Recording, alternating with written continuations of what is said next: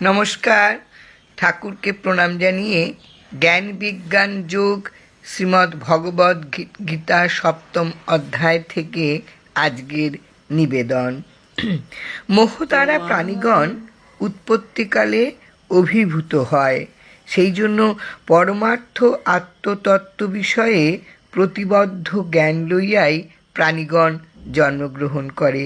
কিন্তু যে সকল পুণ্যকর্ম ব্যক্তিগণের পাপ ক্ষীণ হইয়াছে, তাহারা সুখ দুঃখ ও শীতোষ্ণাদি দ্বন্দ্বনিমিত্তক মোহ হইতে মুক্ত হইয়া দৃঢ় নিষ্ঠার সহিত আমার ভজনা করেন।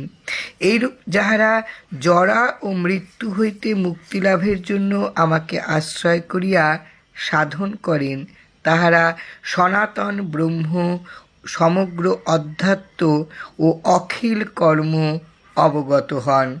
এবং এইরূপ যাহারা অধিভূত, অধিদৈব ও অধিযজ্ঞের সহিত বিদ্যমান আমার উপাসনা করেন, সেই সকল সমহিত চিত্ত ব্যক্তি মৃত্যুকালেও আমাকে প্রত্যক্ষ করিতে সমর্থ হন। সপ্তম অধ্যায় শেষ, আজকে সমাপ্ত। জয় রাম, জয় রাম।